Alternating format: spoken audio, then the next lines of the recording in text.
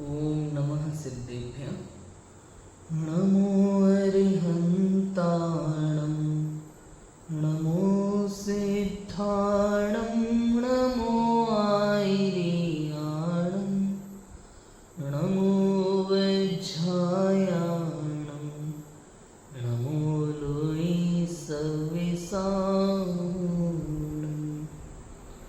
मंगलमय मंगलकरण वीतराग विज्ञान नमो ताहि जाति भई अरहंतादि महान।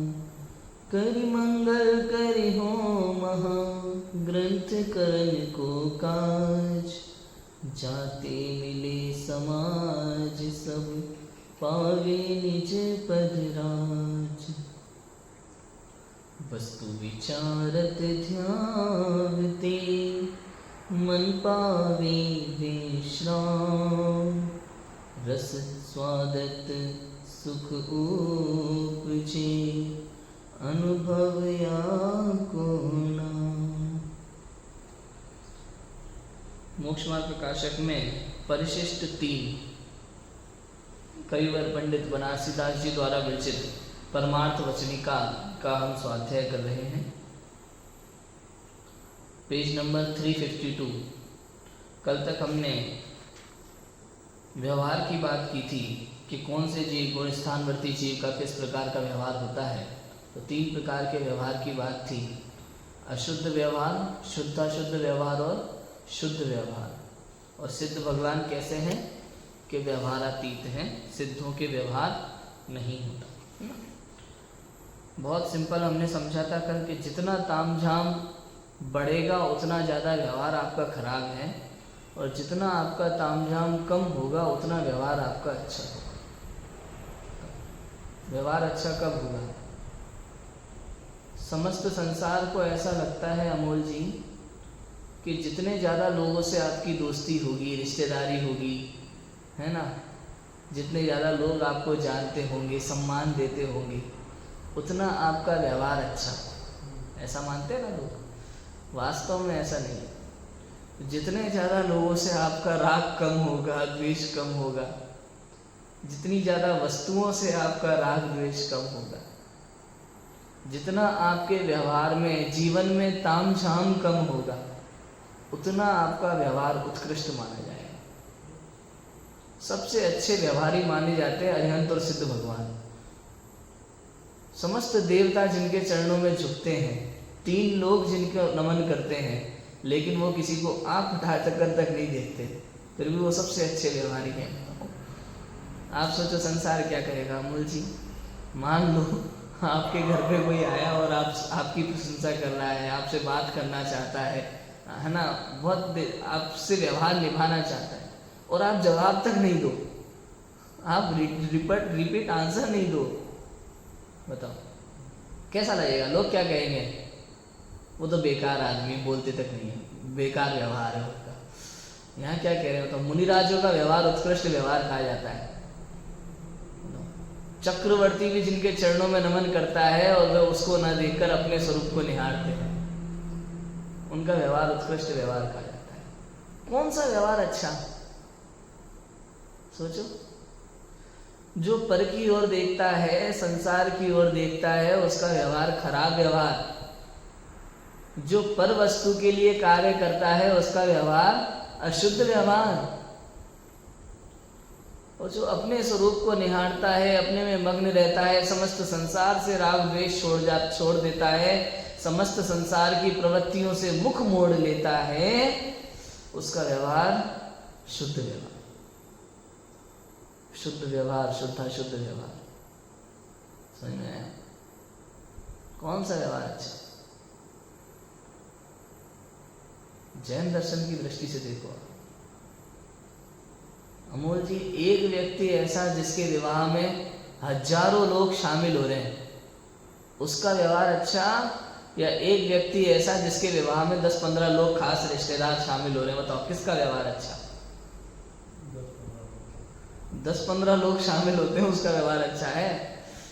अरे आप देखो, आप अपने विवाह में हजारों लोगों को बुलाओ, रिश्तेदारों को बुलाओ, दुनिया भर के दोस्तों को बुलाओ, मित्रों को बुलाओ, वो आएंगे बस में, ट्रेन में, फ्लाइट में, उसमें हिंसा होगी।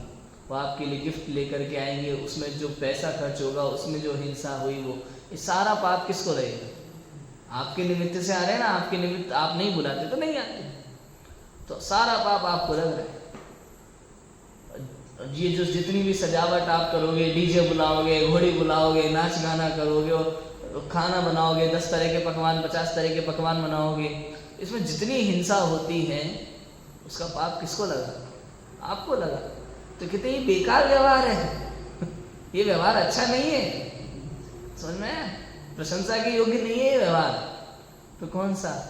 अरे जो व्यक्ति ये सोचता है कि भाई विवाहित तो करना है ना, जितने लोगों की जरूरत है उतना बुला लो, अपने खास रिश्तेदार, तुम्हारा परिवार है, तुम्हारा परिवार है, शादी तो केवल पति पत्नी को करनी है, तो पंडित जी खड़े मंत्र पढ़ने वाले, ये हो गया विवाह। और शोध का भोजन हो गया शुद्ध, जितनी आवश्यकता है उतना सबके लिए, मर्यादित मसाले, मर्यादित तेल घी, मर्यादित आटा, छना हुआ जल, एक मिठाई हो गई, एक नमकीन हो गया, 2 सब्जी हो गई, दाल हो गई, रोटी चावल हो गया। हो गया कि नहीं हो गया बताओ? बढ़िया मंदिर में विधान करा दो, समझ में आया कि नहीं आया? मतलब कितना अच्छा हो सकता है, अगर आप दृष्टि लगा के देखो तो कितना अच्छे से अच्छा काम हो सकता है। कम से कम लोग जो जरूरी है वही आएंगे, उतना ही पाप लगेगा, ज़्यादा लगेगा ही नहीं। जितने ज़्यादा लोग बढ़ाओगे उतने ज़्यादा पाप के भागी बनोगे, और जितने ज़्यादा कम रहेंगे उतना आप पाप से बच जाओगे। बताओ कौन सा व्यवहार अच्छा? जैन दृष्टि से देखो ना, कौन सा व्यवहार अच्छा? जैन कुल में जन्म लिया ना आपने, तो समझ में आया कि नहीं आया? ये बात, जितना बाहर में तामझाम बढ़ाओगे उतना व्यवहार खराब, व्यवहार अशुद्ध, व्यवहार बेकार व्यवहार है आपका। और जितना बाहर में तामझाम कम होगा, अंतर्दृष्टि रहेगी, संकुचित दृष्टि वाले बन जाओ, अपने में रहो। जितना आप संसार से दूर होते जाओ और अपने नजदीक आते जाओ, तो कहते हैं ऐसे जीव का व्यवहार अच्छा व्यवहार कहलाता है। और जब पूर्ण रूप से आप संसार से शुभाशुभ भावों से रहित हो जाते हैं और अपने शुद्ध स्वभाव में लीन हो जाते हैं, ऐसे 13वें 14वें गुण स्थानवर्ती जीव शुद्ध व्यवहारी कहे जाते हैं। और जब 8 कर्मों का नाश हो जाता है, सिद्ध अवस्था आ जाती है, मन वचन काय खत्म हो जाता है, शुभाशुभ भाव पूर्ण रूप से खत्म हो जाते हैं। शुभाशुभ भाव तो 12वें गुण स्थान तक ही खत्म है, लेकिन जब पूर्ण रूप से मन वचन काय की प्रवृत्ति भी रुक जाती है, मन वचन काय भी चले जाते हैं, तो फिर व्यवहार ही खत्म हो जाता है। तो कहते हैं सिद्ध भगवान कैसे हैं? अव्यवहारी। समझ में आया? इतनी सारी चर्चाएं कल हमने की थी। देखो आज पेज नंबर 352 पे एक नया टॉपिक यहाँ पंडित बनारसी दास जी लिखते हैं, क्या कि अब आगम और अध्यात्म का स्वरूप क्या है। थोड़ी अलग दृष्टि है। फिर से बनारसी दास जी ने जो परमार्थ रचनिका में लिखा है वो सूक्ष्म दृष्टि से लिखा है, थोड़ा अलग दृष्टि से लिखा है। वो कुछ समझाना चाहते हैं, वो क्या समझाना चाहते हैं वो तो लास्ट में आएगा, अभी ये बेस बना रहे हैं, क्या समझा रहे हैं वो देखो। परमार्थ वचनिका है ना, परमार्थ से वास्तव में क्या है ऐसा, तो आगम और अध्यात्म क्या है वो ये लिखते हैं, पढ़ते हैं। देखो क्या लिखा है। आगम माने वस्तु का स्वभाव, उसे आगम कहते हैं। आगम किसे कहते हैं? वस्तु का स्वभाव वह आगम है। आत्मा का जो अधिकार उसे अध्यात्म कहते हैं। आगम तथा अध्यात्म स्वरूप भाव आत्म द्रव्य के जानने, वे दोनों भाव संसार अवस्था में त्रिकालवर्ती मानने। इतनी बात यहाँ लिखिए। मैं आपको सिंपली पहले आगम और अध्यात्म समझा देता हूँ कि आगम और अध्यात्म है क्या। आगम में सामान्यतः कर्णन योग आता है और अध्यात्म में आता है द्रव्यान योग। समझ में आया? दूसरी दृष्टि से कहें कि जब लोक की अपेक्षा से, कर्म की अपेक्षा से या पर्याय की अपेक्षा से कथन हो वो आगम, और जब शुद्ध आत्म द्रव्य की, आत्म तत्व की अपेक्षा से कथन हो तो अध्यात्म, है ना। आत्मा का जो अधिकार हो अध्यात्म और वस्तु का स्वभाव वह आगम। कर्म का स्वभाव, 6 द्रव्यों का स्वभाव, 3 लोक की पूरी चर्चा, उसमें वस्तु का जो प्रकरण है, वस्तु स्वरूप का जो निरूपण है, वो सब क्या है? आगम। वस्तु स्वरूप का निरूपण माने 3 लोक में क्या चल रहा है, 6 द्रव्य कैसे परिणमित होते हैं, संसार कैसे चलता है, ये जो भी निरूपण होगा उसको क्या कहेंगे? आगम। और जहां आत्मा की बात आएगी कि आत्मा का स्वरूप कैसा है, उसको क्या कहेंगे? अध्यात्म। आगम और अध्यात्म समझ में आया? शाब्दिक अर्थ बताता हूं। गम माने होता है ज्ञान। क्या होता है? गम माने ज्ञान, और आ माने आया हुआ। आया हुआ ज्ञान उसको कहते हैं आगम। ठीक है, कहां से आया हुआ भाई? कि तीर्थंकर भगवान ने जो बताया, भगवान महावीर की दिव्य ध्वनि में जो ज्ञान आया उसको क्या कहा? आगम। ठीक है, वो गणधर मुनियों के द्वारा हम तक पहुंचा। गणधरों ने भी उसको वैसा का वैसा लिखा। देखो, केवल ज्ञानी भगवान के ज्ञान में अनंत लोकालोक झलक रहा है, ठीक है, लेकिन जितना ज्ञान में झलकता है उतना वाणी में नहीं आ पाता। वाणी में उसका अनंतवा भाग आता है, और जितना वाणी में आता है दूसरे व्यक्ति को उतना पूरा ग्रहण नहीं हो पाता, उसका असंख्यातवा भाग ग्रहण होता है। अब भगवान महावीर की दिव्य ध्वनि में जितना आया उसका असंख्यातवा भाग गणधर देव को समझ ग्रहण में आया। गणधर देव ने अपने शिष्यों को जो उपदेश दिया उसका असंख्यातवा भाग उन्होंने ग्रहण किया। ऐसे ऐसे जिनवाणी कम हो गई, लेकिन खास बात यह है कि एट इज इट वैसा का वैसा लिखते हो। 3 लोक का स्वरूप क्या है ये केवल ज्ञानी ही जानते हैं और कोई नहीं जानता भाई। केवल ज्ञानी के अलावा लोकालोक को पूरा जानने की सामर्थ्य किसी और में नहीं। तो उन्होंने जाना, जैसा उन्होंने जाना वैसा गणधर देव ने अपने शिष्यों को उपदेश दिया, और उस अनुसार दर्शन स्वामी और गुणधर स्वामी ने कषाय पाहुड़ और षटखंडागम आदि ग्रंथों में लिखा। त्रिलोक सार, छपड़ा सार, लब्धि सार, ये तिल्लोय पंडिती जो भी ग्रंथ हैं उस अनुसार ही लिखे गए। उसमें एक अक्षर चेंज नहीं होगा। कह दिया कि भाई सुमेरु पर्वत 1,40,000 योजन का है तो उतना ही है, 41 नहीं करेंगे, 39 नहीं करेंगे, वो पता भी नहीं है किसी को, वो तो केवल ज्ञानी भगवान ने जैसा कह दिया वैसा ही हो गया। उसमें अनुभव का काम नहीं है, जैसा सर्वज्ञ भगवान ने कहा वैसा, ये तो आगम कहलाता है। इसमें अपनी नहीं चलती, वो आगम है, अपना कुछ नहीं। अध्यात्म किसे कहते हैं? कि अध्यात्म भी एक तरह से तो आगम ही है कि, लेकिन इसमें क्या है? अनुभव के द्वारा आगे बढ़ाया जाता है।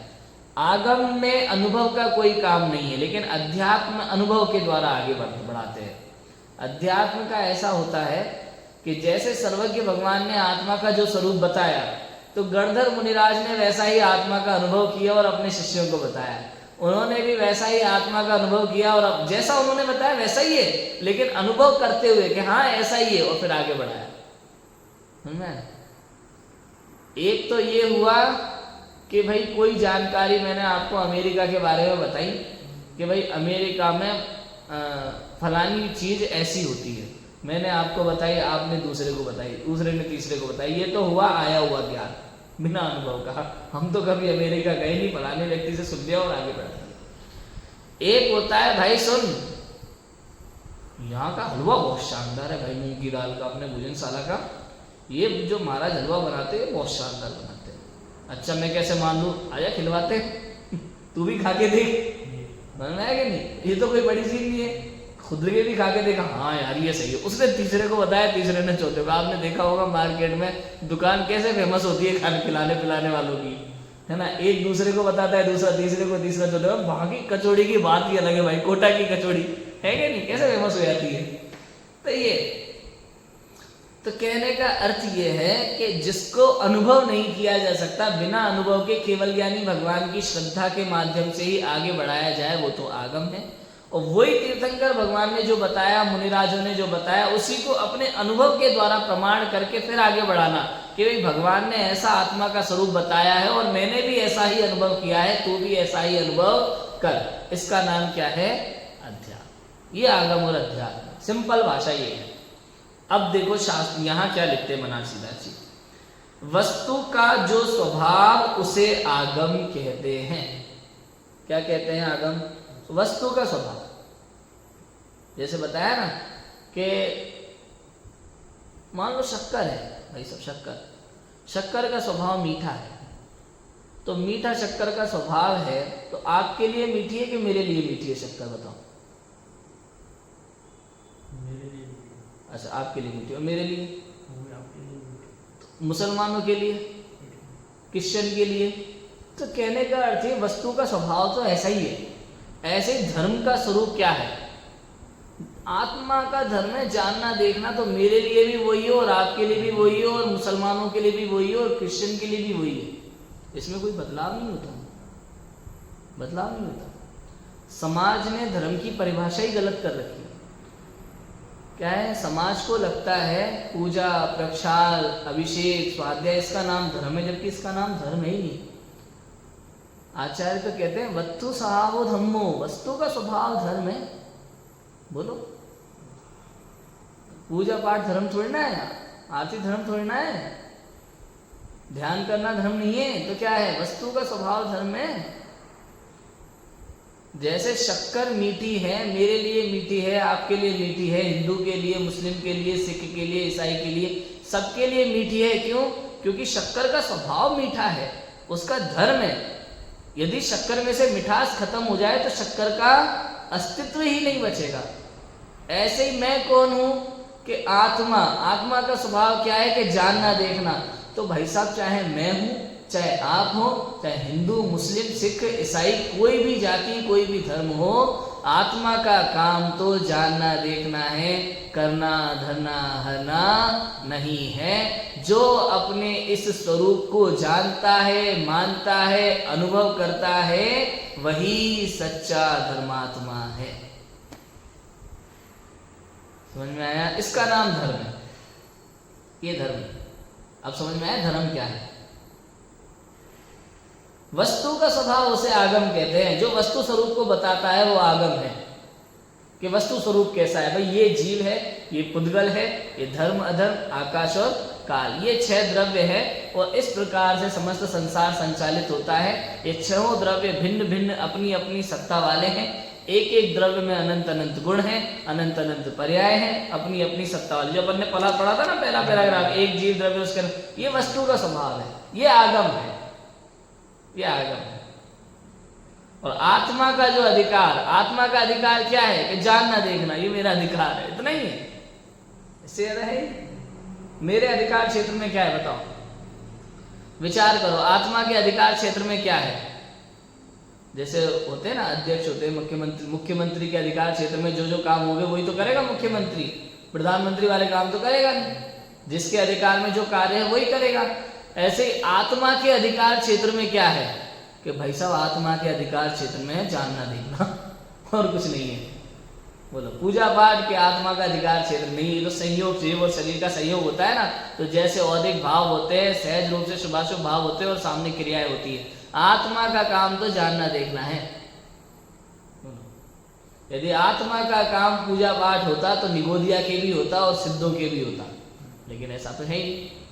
आत्मा का स्वभाव, आत्मा का कार्य, आत्मा का अधिकार क्या है? जानना देखना। वो निगोदिया के भी है और सिद्धों के भी है। ऐसा वस्तु स्वभाव का समझ में आता है, ये धर्म है। धर्म कभी अलग थोड़ी होता है वस्तु से। जैसे शक्कर से मिठास, नींबू से खटास और नमक से खारापन कभी अलग नहीं होता, ऐसे आत्मा से आत्मा का जानन स्वभाव रूपी धर्म अलग नहीं होता। धर्म कोई अलग नहीं होता, धर्म कोई किया नहीं जाता, धर्म तो होता है। बोलो, धर्म किया जाता है कि धर्म होता है? होता है। बताओ, शक्कर को मीठी कैसे करें भाई साहब? बताओ क्या करें कि शक्कर मीठी हो जाए? अरे भाई है, मीठी है, करना नहीं है कुछ। तो बताओ, आत्मा को परमात्मा बनने के लिए क्या करें? अब भाई है, परमात्मा है, कुछ करना नहीं। बताओ धर्म कैसे करें? धर्म करने नहीं है भैया, धर्म करने की सोच ही मिथ्या है। जो ये सोचता है कि मैं धर्म करूं, वो मिथ्या दृष्टि। और जो ऐसा मानता है कि मैं तो अनादि अनंत धर्मात्मा हूं, धर्मात्मा मतलब क्या कि अनंत धर्मात्मक वस्तु क्या कहलाएगी? धर्मात्मा। जीवी धर्मात्मा है कि पुद्गल भी धर्मात्मा है? छहों द्रव्य धर्मात्मा होते हैं, क्योंकि 6 द्रव्यों में अनंत धर्म है और अनंत धर्म के धारक को क्या कहेंगे? धर्मात्मा। धर्मात्मा की परिभाषा क्या? सोचो, धर्मात्मा की परिभाषा क्या है? जो धर्म का धारक है, जो जिसमें धर्म पाया जाए वही तो धर्मात्मा है ना। धर्मात्मा कौन? जिसमें धर्म पाया जाता है, जो धर्म का धारक है, वो कौन है? धर्मात्मा। ठीक है भाई साहब, केवल जीव धर्मात्मा नहीं होता, पुद्गल अजीव भी धर्मात्मा होता है। क्यों? क्योंकि उसमें भी अनंत धर्म होते हैं, और अनंत धर्म का धारक कौन है? धर्मात्मा। ऐसे ही मुझ में भी ज्ञानादि अनंत स्वभाव रूप धर्म है ना, तो अनंत धर्म का धारक मैं धर्मात्मा हूं। धर्म किया नहीं जाता, धर्म तो होता है। शक्कर की मिठास, मिठास उसका धर्म है। अब बताओ क्या करोगे कि शक्कर मीठी हो जाए? शक्कर कौन सा धर्म करे कि मीठी हो जाए? अरे भाई है। ऐसे ही आत्मा को कोई धर्म करने की जरूरत नहीं है। आत्मा अनंत धर्मात्मक है, धर्मों का स्वामी है, स्वयं धर्मात्मा, अनादि अनंत धर्मात्मा ही है। बस अपने अनंत धर्म को अनुभवना, अपने अनंत धर्म को जानना, मानना, वैसा का वैसा अनुभवना। जो ऐसा कार्य करता है वो प्रकट रूप में धर्मात्मा सिद्ध होता है। धर्मात्मा तो है ही, है ही, बस प्रकट नहीं है, सिद्ध नहीं है।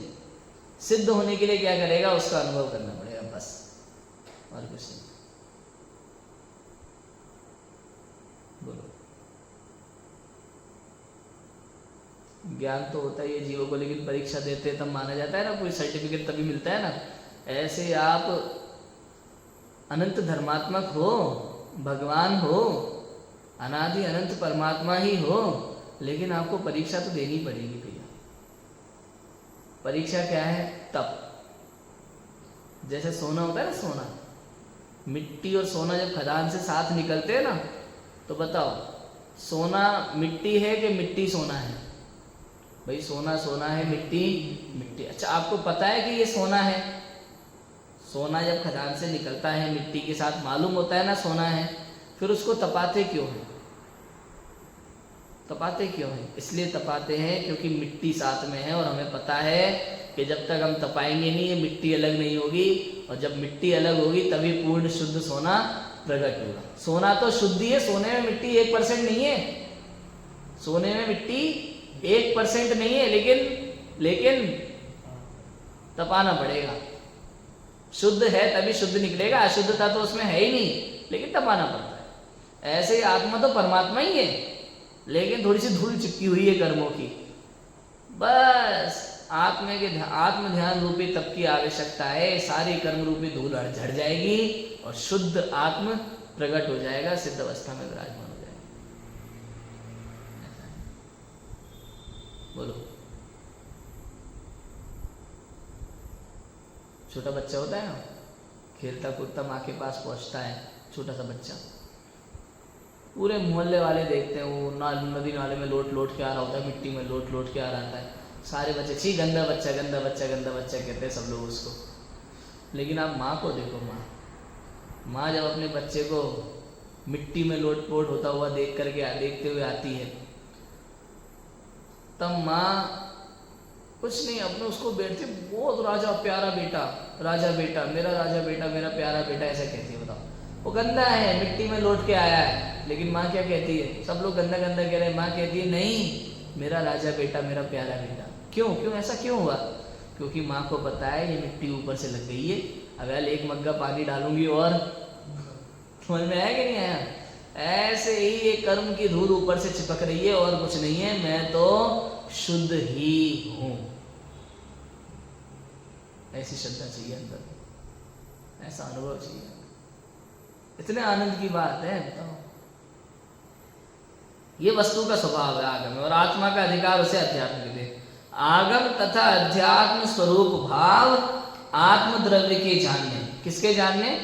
आत्म द्रव्य के जानने, आत्म तत्व के जानने। आगम और अध्यात्म रूप भाव, वे दोनों भाव संसार अवस्था में त्रिकालवर्ती मानने। संसार अवस्था में ये दोनों भाव त्रिकालवर्ती, भूतकाल, वर्तमान काल और भविष्य काल में पाए जाते हैं। कौन सी अवस्था में? संसार अवस्था में, मतलब सिद्ध अवस्था में इसका निषेध किया जा रहा है, केवल संसार अवस्था की बात। ये जो परमार्थ वचनिका में, इसमें मुख्य रूप से संसार अवस्था की बात है। क्यों? क्योंकि हम संसारी हैं, और हमें सिद्धत्व प्राप्त करना है। तो जब तक सिद्धत्व प्राप्त नहीं करता तब तक क्या क्या समस्याएं हैं वो सारी बातें यहाँ चल रही। देखो उसका विवरण क्या लिख रहे हैं, आगम रूप कर्म पद्धति, अध्यात्म रूप शुद्ध चेतना पद्धति। मतलब समझ में आया? यहाँ कह रहे हैं आगम तथा अध्यात्म स्वरूप भाव आत्म द्रव्य के जानने। पीछे क्या बताया था?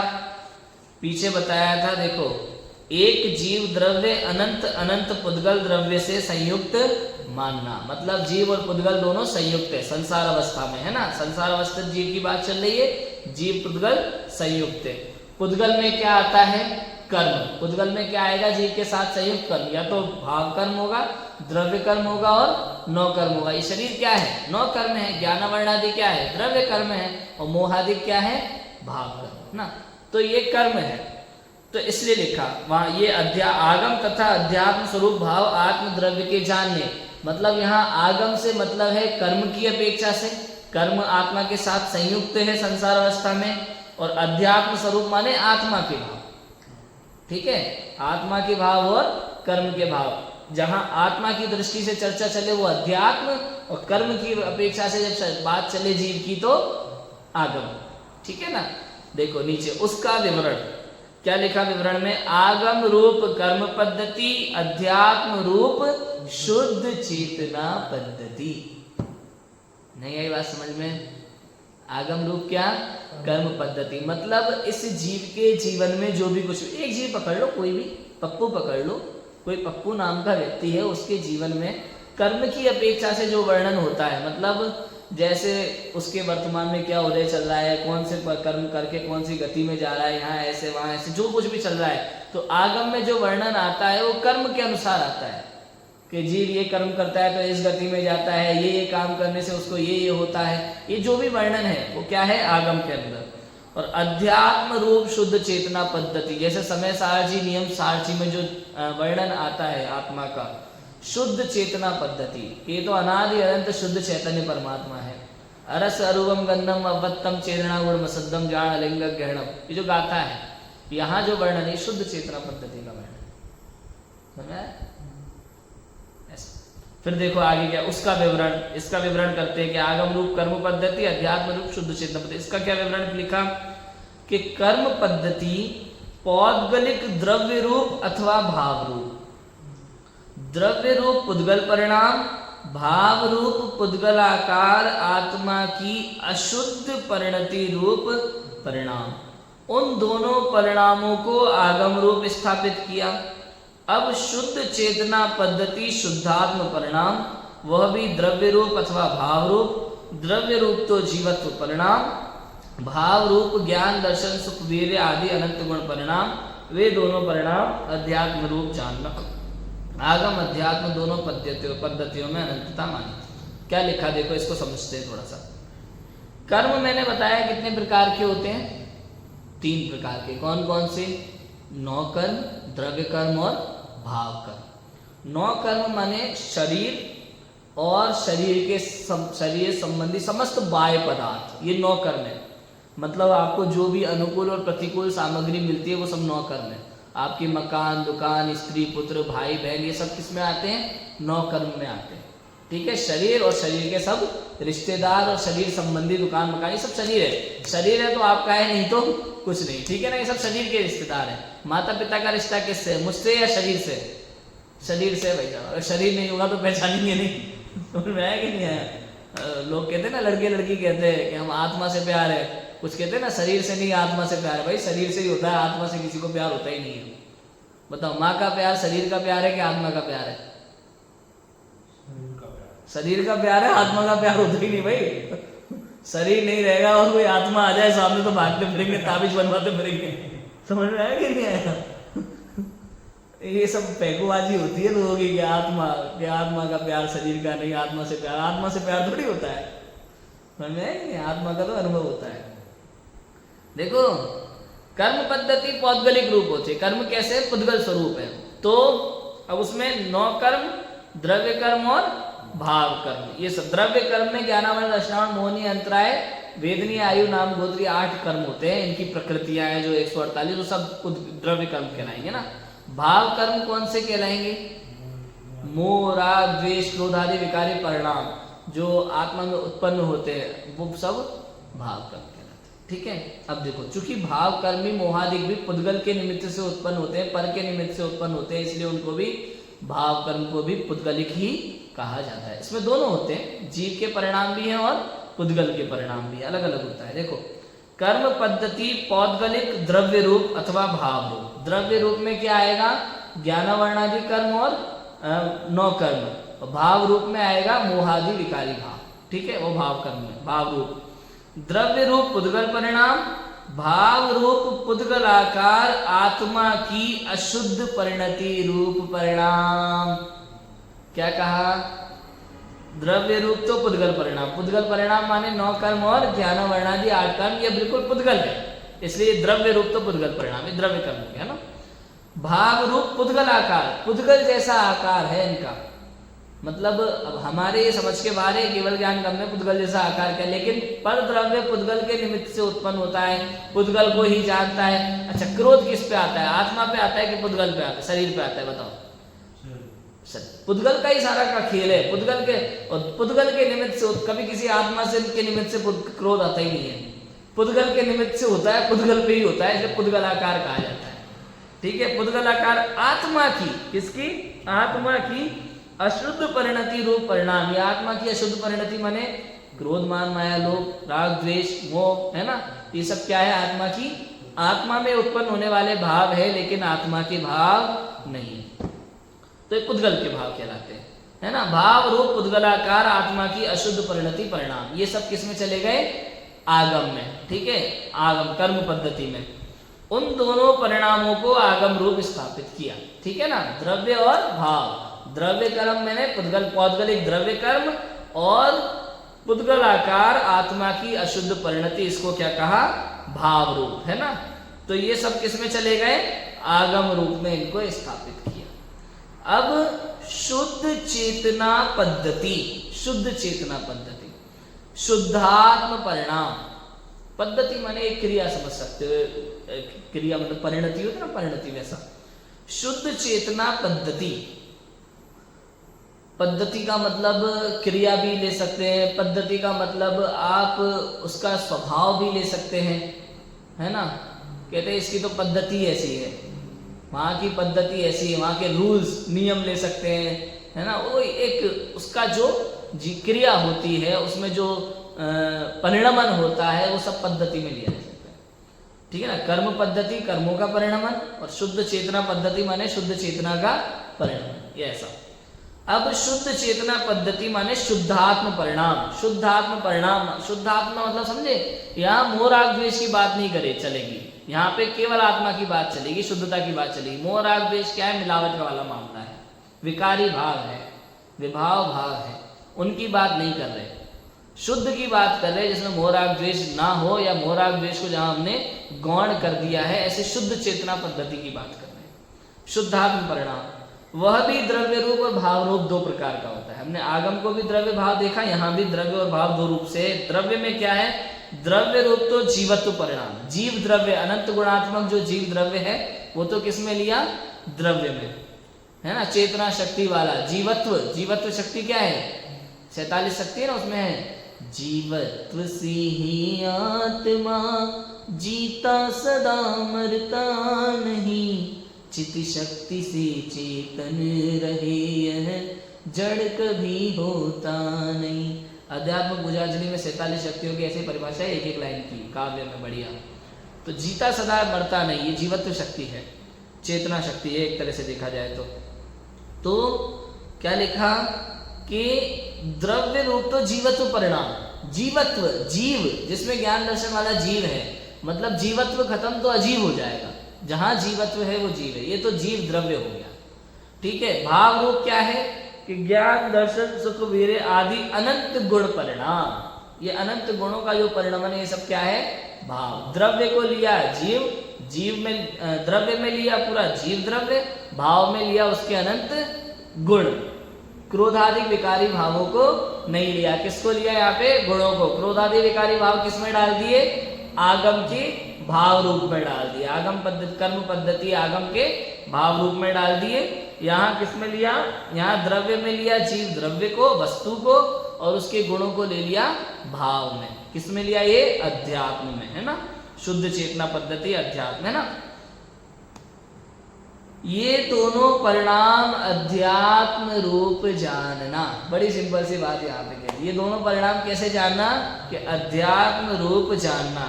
आगम अध्यात्म दोनों पद्धतियों में अनंतता माननी। आगम और अध्यात्म दोनों पद्धतियों में क्या मानना चाहिए, अनंतता मानना चाहिए। मतलब आगम भी अनंत है और अध्यात्म भी अनंत है। बात समझ में आ रही कि नहीं आ रही। आगम भी अनंत है और अध्यात्म भी अनंत है। अब ये अनंत कैसे होता है, ये थोड़ा समझने जैसा विषय है। समझ में आ रही है बात, अनंत कैसा होता है, पढ़ते हैं, देखो आगे। अनंत, अनंतता कही उसका विचार, है ना। अनंतता का स्वरूप दृष्टांत द्वारा बतलाते हैं। जैसे वट वृक्ष का एक बीज हाथ में लेकर उसका विचार दीर्घ दृष्टि से करें तो उस वट के बीज में एक वट का वृक्ष है, ठीक है। बरगद, वट माने बरगद का पेड़। वह वृक्ष जैसा कुछ भावी काल में होनहार है, वैसे विस्तार सहित विद्यमान उसमें वास्तव रूप मौजूद है। अनेक शाखा प्रशाखा पत्र पुष्प फल संयुक्त है, फल फल में अनेक बीज होते हैं। समझ में आया अनंतता कैसे होती है, कि इस प्रकार की अवस्था एक वट के बीज संबंधी विचारें और भी सूक्ष्म दृष्टि दे तो जो जो बीज उस वट वृक्ष में है वे अंतर्गर्भित वट वृक्ष संयुक्त होते हैं। इसी भांति एक वट में अनेक अनेक बीज, एक एक बीज में एक एक वट, उसका विचार करें तो भावी नए प्रमाण से न वट वृक्षों की मर्यादा पाई जाती है, न बीजों की मर्यादा पाई जाती है। इसी प्रकार अनंतता का स्वरूप जानना। अनंतता समझ में आ रही है क्या है, एक में अनंत होता है भाई साहब, एक में क्या है, अनंत है। यहाँ पे उदाहरण दिया बरगद के वृक्ष का। बरगद के वृक्ष का एक छोटा सा बीज, वो एक बीज देखने में कितना लगता है कि एक बीज है।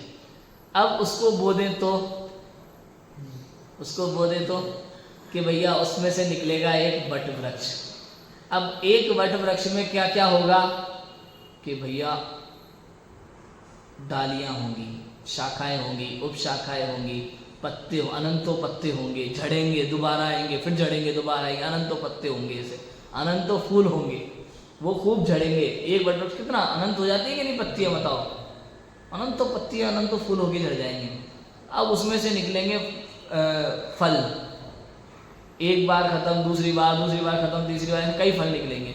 एक एक फल में एक एक बीज होगा। समझ में आया कि नहीं आया।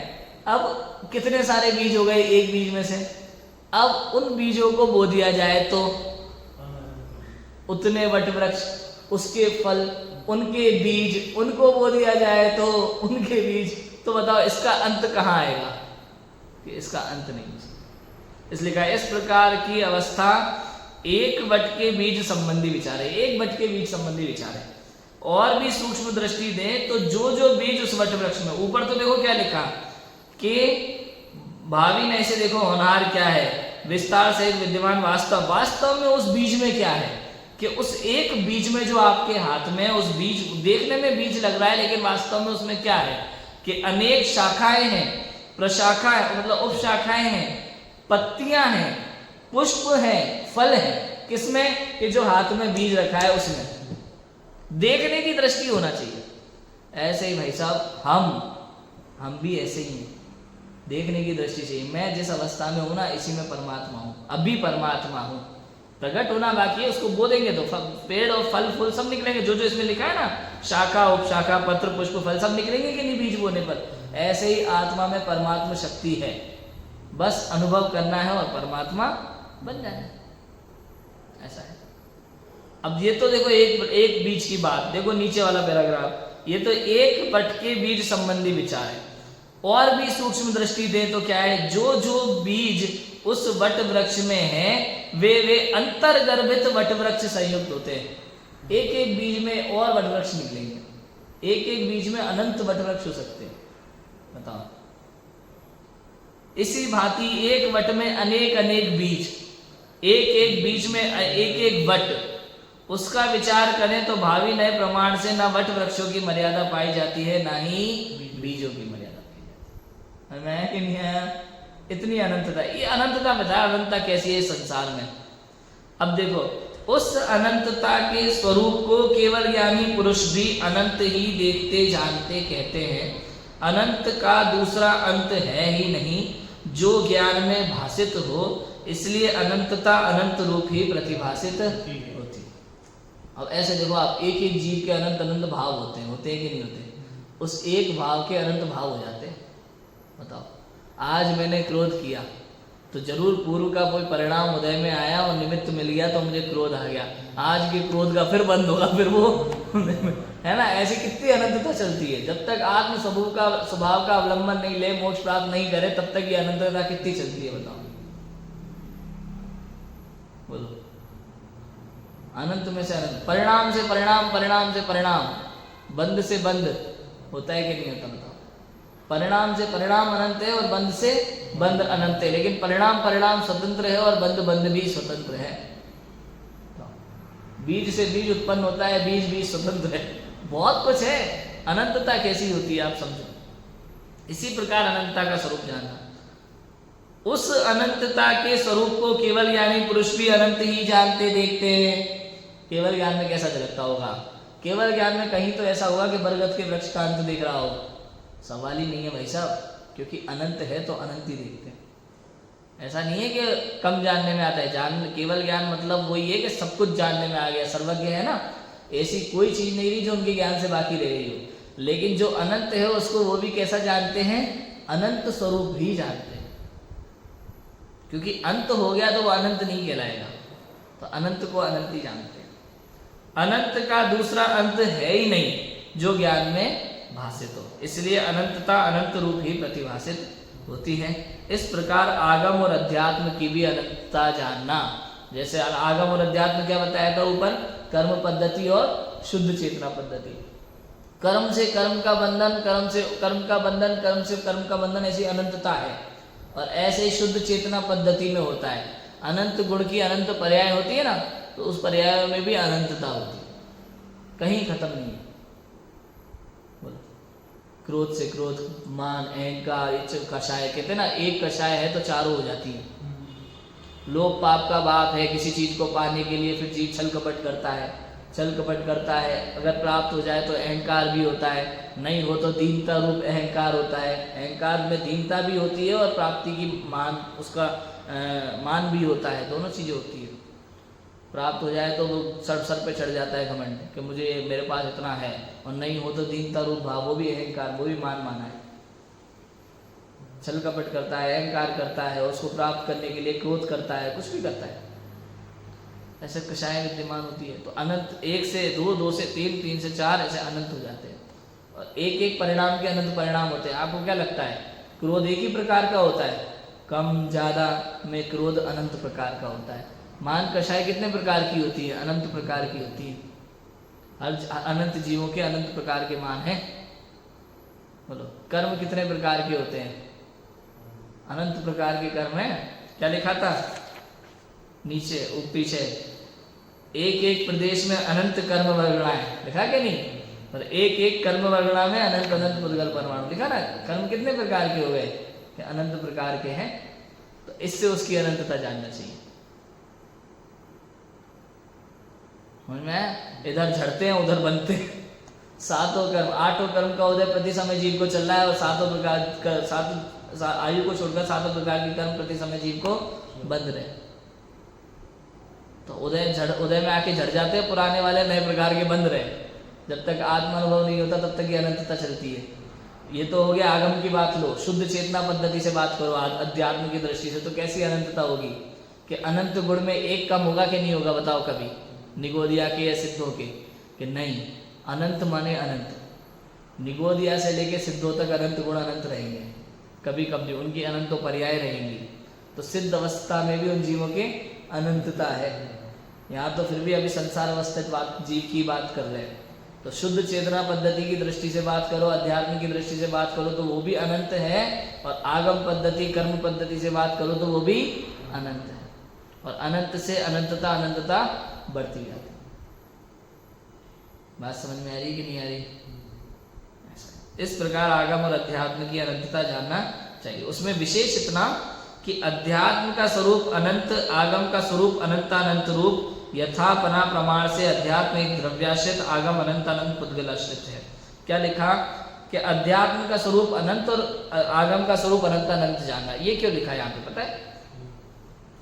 क्योंकि 6 द्रव्यों की जो संख्या कही है, बताया था ना मैंने, जीव अनंत है, पुद्गल अनंतानंत है, धर्म अधर्म आकाश एक एक एक और काल द्रव्य असंख्यात। ठीक है, तो अध्यात्म का स्वरूप कैसा बताया था ऊपर के शुद्ध चेतना पद्धति, मतलब जीव है ना, तो जीव कितने हैं? अनंत।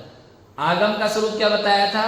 कर्म पद्धति, कर्म कैसे हैं? पौद्गलिक, तो पुद्गल कितने हैं? अनंत अनंत। इसलिए लिखा अध्यात्म का स्वरूप अनंत है और आगम का स्वरूप अनंत अनंत है। पुद्गल अनंत अनंत है और जीव अनंत है।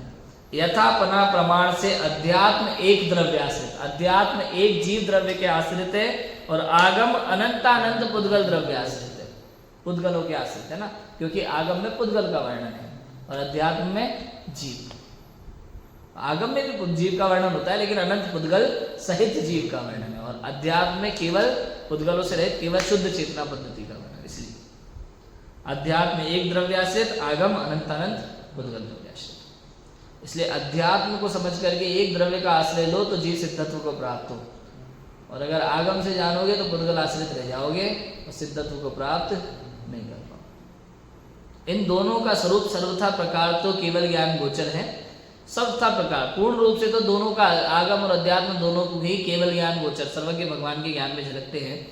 अंश मात्र मति श्रुत ज्ञान ग्राह्य है, मति श्रुत ज्ञान द्वारा परोक्ष रूप में ग्राह्य होता है, परोक्ष से आत्मा को जान पाते हैं और संसार के सभी द्रव्यों को भी परोक्ष रूप से थोड़ा बहुत जीव जान पाता है, मति श्रुत ज्ञान जीव।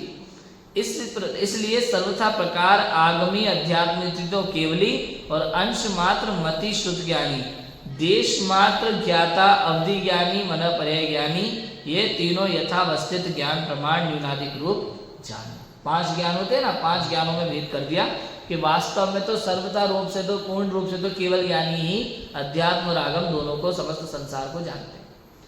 मति शुद्ध ज्ञान थोड़ा अंश में जानता है, थोड़ा बहुत जान लेता है अपने अनुसार, और अवधि मना पर्याय ज्ञान एक देश ज्ञाता है, देश मात्र ज्ञाता। अब ये जो देश मात्र ज्ञाता है ना, अवधि मना पर्याय ज्ञान, ये आत्मा को जानने की बात नहीं है, 6 द्रव्यों को जानने की बात है। एक देश जानता है लेकिन अनुभव नहीं कर, आत्मा को परोक्ष रूप से भी नहीं जान सकता। कैसे? क्यों? क्योंकि आत्मा को जानने के लिए, आत्मा अरूपी है ना, तो आत्मा को जानने के लिए अरूपी ज्ञान वाली सामर्थ्य चाहिए। अवधि और मना पर्याय तो केवल रूपी द्रव्य को ही विषय बनाता है, इसलिए अवधि मना पर्याय ज्ञान आत्मा को नहीं जान पाता लेकिन बाकी द्रव्यों को जानता है। और मति शुद्ध ज्ञान तो आत्मा को भी और बाकी द्रव्यों को भी परोक्ष जानता है। कैसा जानता है मति शुद्ध ज्ञान? परोक्ष जानता है। अवधि मना पर्याय ज्ञान प्रत्यक्ष जानता है लेकिन आत्मा को नहीं जानता। रूपी पदार्थों का ही एक देश रूपी पदार्थों का स्पष्ट ज्ञान मर्यादा सहित, द्रव्य क्षेत्र काल भाव की मर्यादा सहित अवधि मना पर्याय ज्ञान में होता है। ये तीनों यथावस्थित ज्ञान प्रमाण, ये इसलिए लिख दिया ताकि अपनी अपनी जो परिभाषाएं शास्त्रों में दी हैं, 5 ज्ञान की आगम में जो परिभाषाएं मिलती हैं उस हिसाब से यथावस्थित ज्ञान प्रमाण न्यूनाधिक रूप जान लेना चाहिए। और क्या लिखा कि मिथ्या दृष्टि जीव ना आगमी है ना ही अध्यात्म। भैया मिथ्या दृष्टि जीव ना तो आगम को समझता है ना ही अध्यात्म को समझता है, दूसरों से सुन लेता है, कुछ का कुछ मान लेता है, अनुभव तो उसको किसी बात का होता नहीं। इसलिए कि कथन मात्र तो ग्रंथ पाठ के बल से आगम अध्यात्म का स्वरूप उपदेश मात्र कहता है, परंतु आगम अध्यात्म का स्वरूप सम्यक प्रकार से नहीं जानता है। इसलिए मूढ़ जीव ना आगमी है ना अध्यात्म। क्या लिखा? मूढ़ जीव, मिथ्या दृष्टि जीव का कथन मात्र ग्रंथ पाठ के बल से, शास्त्रों में पढ़ के आगम और अध्यात्म का उपदेश देता है। गद्दी पर बैठकर प्रवचन भी करेगा, उपदेश भी देगा आगम और अध्यात्म के विषय में, लेकिन उसे आगम और अध्यात्म का स्वरूप नहीं पता, स्वरूप को सम्यकता से नहीं जानता, इसलिए ना वो आगमी है ना ही आध्यात्मिक। लास्ट में एक शब्द लिखा है, क्या लिखा है? निर्वेदकत्वात्। मतलब क्या हुआ इसका? वेदक, वेदक माने अनुभव, निर्वेदकत्वात् माने उसको अनुभव नहीं है उस चीज का, भाव भाषण नहीं है। भाव भाषण नहीं है। उदाहरण दूं सिंपल सा, मिथ्या दृष्टि जीव कैसे जानता है आगम और अध्यात्म को? जैसे आपने सुना होगा तोता, रट्टू तोता होता है ना, रट्टू तोता। आपने बचपन में पाठशाला में आपने सुनी होगी, कारंजा में कहानी, एक बहुत बढ़िया नैतिक शिक्षा में आती थी पहले। शिकारी आएगा, जाल बिछाएगा, दाना डालेगा और हमें जाल में नहीं फंसना। सुनिए तोतों की कहानी कि एक तोता था, बूढ़ा तोता था, वो अपने दूसरी जगह कहीं जा रहा था घूमने, तो उसने अपने सब तोतों को समझा के भेजा कि भाई शिकारी आएगा, जाल डालेगा, दाना डालेगा और हमें जाल में नहीं फंसना है। सब तोतों ने क्या किया? याद कर लिया, रट लिया, लेकिन उसको ना तो शिकारी पता था, ना जाल पता था, ना दाना पता था। उन्हें ये बातें समझ में नहीं आई, उसने तो खाली क्या कर लिया? शब्दों को रट लिया, भाव भाषण नहीं था। तो शिकारी आया, जाल बिछाया, दाना डाला, और तोते ने क्या किया? बोलते जा रहे, शिकारी आएगा, जाल बिछाएगा, दाना डालेगा, हमें जाल में नहीं फंसना, और जाके फंस गए, अनाज खा रहे, वो बोल वही रहे। क्यों? क्योंकि उन्हें उन शब्दों का मतलब नहीं पता था। ऐसे ही हम लोग मिथ्या दृष्टि पंडित लोग सब ऐसे ही करते हैं। आत्मा और अध्यात्म की बातें करेंगे, शास्त्रों की बातें करेंगे, उपदेश भी देंगे, प्रवचन भी करेंगे, लेकिन आत्मा को नहीं जानेंगे। पर मैं इधर ऊपर ऊपर से बोलेंगे कि भाई संसार में सुख नहीं है, और सुबह से लेकर शाम तक संसार सुख के कार्य करेंगे। है कि नहीं? ऊपर से बोलेंगे भाई नौकरी व्यापार आदि में सुख नहीं है, सुख तो आत्मा में है, और सुबह उठते ही चलो थैला लेके नौकरी पे। समझ में है कि नहीं? बिल्कुल तोते, रट्टू तोते की तरह जीवन है। इसलिए कहा है, शब्द क्या लिखा? निर्वेदकत्वात्। वेदन नहीं करते, रट तो लेते हैं, पढ़ लेते हैं, सुन लेते हैं, कथन मात्र ग्रंथ पाठ के बल से आगम अध्यात्म का स्वरूप उपदेश मात्र कहता है, लेकिन सम्यक प्रकार से नहीं जानता। इसलिए ये मूढ़ जीव ना तो आगम को समझता है, ना अध्यात्म को समझता है। निर्वेदकत्वात्। समझ में आ गई बात? पूरी क्लियर है? अब इसमें बात आएगी, अब मूढ़ तथा ज्ञानी जीव का विशेषपना और भी सुनो। इसकी चर्चा अपन कल करेंगे, अभी की बात को नाम रखते। ओम नमः शिवाय।